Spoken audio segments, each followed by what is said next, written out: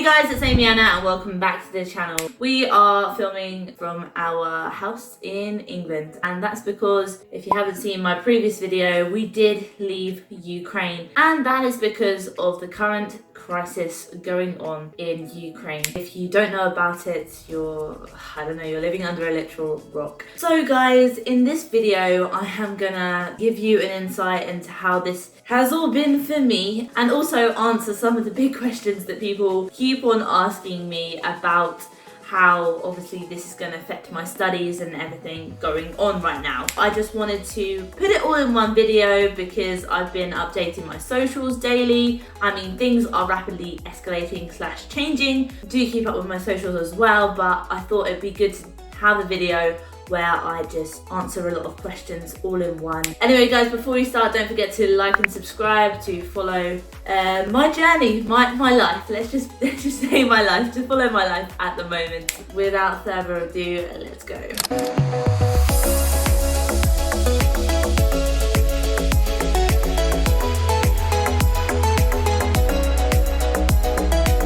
Okay guys, let's start with a summary of basically what the last few weeks have been like. On the 13th of February, as shown in my video, I did travel back to the UK. At this point, I was very hopeful that I was returning to Ukraine and that it was only the media that was hyping up a potential invasion of Ukraine. Little did I know, and little did the whole world know, that our 99.9% assurance that nothing was going to happen was totally and utterly wrong. Because on the 24th of February, the impossible did happen, and now what we are seeing is the most heartbreaking, devastating thing that has ever happened to me in my lifetime, and I'm sure it will be the most devastating thing that happens to me. It has been an absolute emotional roller coaster. In the week before the invasion, I was continuing my studies online.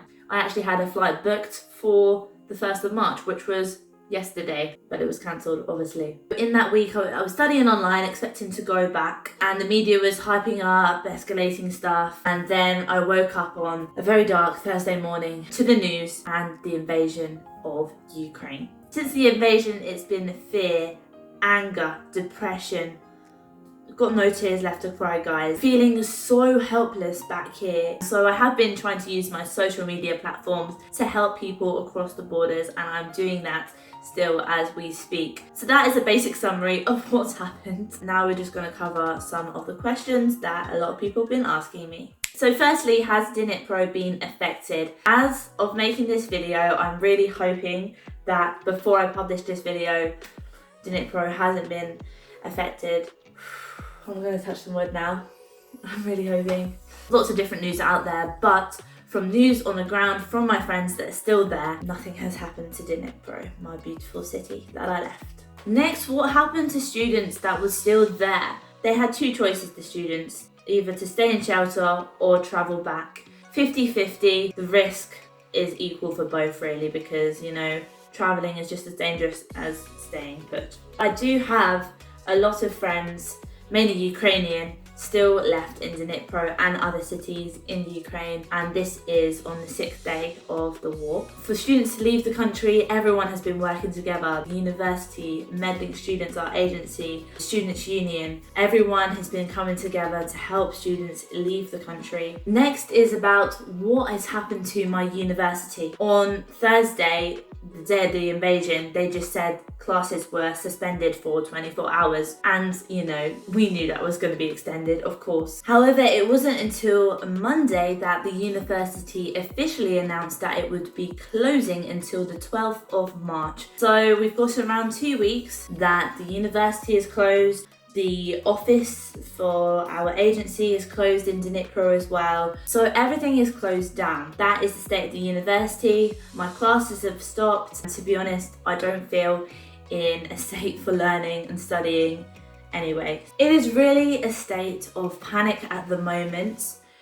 But really, you have to prioritize what you are panicking about. Many people have asked me what are happening to your studies. Are you worried? My answer has continuously been I am not worried. I am just worried for the world right now. And it's just about looking at the bigger picture, guys. I know my whole YouTube channel is about studying medicine and studying abroad in Ukraine. But the bigger picture right now, guys, is that actually we are on the verge of World War III. Obviously, you know, you should care about yourself, number one, but try to be a bit selfless here and empathize with the Ukrainian people and what is happening. For me, really, I am just happy to be alive, because if I hadn't have taken my embassy's warning seriously and kind of gone with the overall opinion of Ukrainians and most students and stayed in Dnipro, it would have been me being evacuated, you know, just taking a rucksack. I managed to get a lot of my belongings home. So I hope that answers your question, guys, in terms of what I'm thinking about my studies. I'd like to say that I'm prepared to wait more than 2 weeks, because this situation isn't just a short-term thing. If something positive does come out of this situation, I'm an optimistic person, I hope it does, then I'm willing to wait. I'm willing to change the path of my career maybe for a bit, but at the moment I'm prioritizing helping people out of Ukraine, standing with Ukraine, and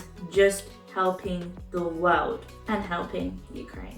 But that aside, that's my opinion, and unfortunately a lot of people want to transfer. What are your options for a transfer? If you've started a degree in Ukraine, your best option is to transfer to Georgia. Georgia is a great university, specifically the European University, and you can check out information on this using links in the description below. But do bear in mind there is a transfer fee, and I believe the tuition fees are a little bit higher than in Ukraine. If I were you, yes, the transfer option is there, but don't jump into it, because you're not in the right headspace right now to make a quite harsh decision on your career. The war has been going on 1 week, but the whole thing has been going on for 8 years. Think about it, guys, before you jump into a decision. That's all I'm saying. But if you do want to transfer, the option is there. You can also speak to my agency, Medlink Students. They are great. They'll go through your options. But bear in mind, you know, agencies right now are being overwhelmed by students. Yes, have a backup plan, but don't make harsh decisions when the world is in a state of emergency. But even though I say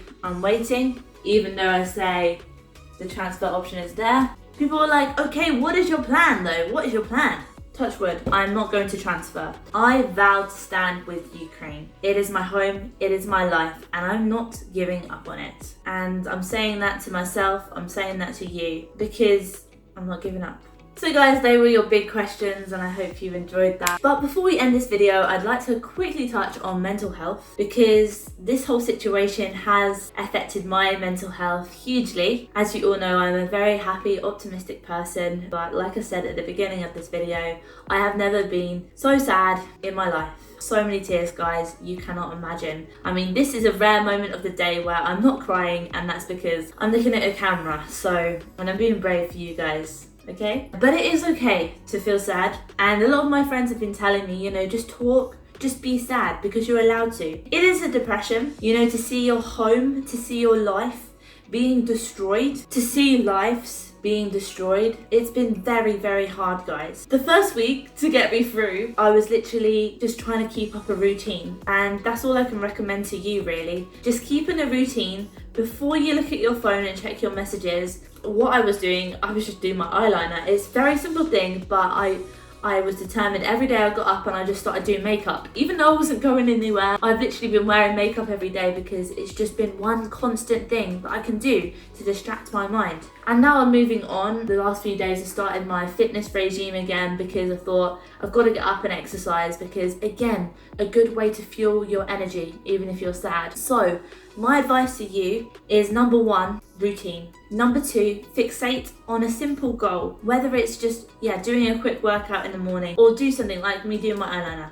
Just fixate on something. Next is to take breaks from your phone. Now it's quite difficult for me, because I want to keep it on, because I'm worried that something's going to happen. Some of my friends need help, so it's hard, but at the same time you have to weigh it up. You can't help others if you yourself are not sane and not healthy. Put your phone away, have a break from it, have a break from watching the news, and also helping people. If you do want to help, There are lots of ways you can, but do not get obviously scammed into fake donations, fake charities. In the description below, I've included links to legitimate charities where you can donate. You can even donate to my city, Dnipro. Our students' union are raising money for our city. But overall, that is everything that you can do to help your mental health, to help yourself, so you can help others. Thanks for watching this video, guys. I hope you enjoyed it. I hope it was useful to you. To students out there, stay strong, stay patient, and do what you can to help people in Ukraine, to help raise awareness for this situation. And to my fellow Ukrainians out there, you are the strongest people in the world. You are amazing. And I don't need to tell you, because you know right now what you are doing is going down in history. Slava Ukraine, stand with Ukraine, guys. Don't forget to subscribe and like. See you on the other side.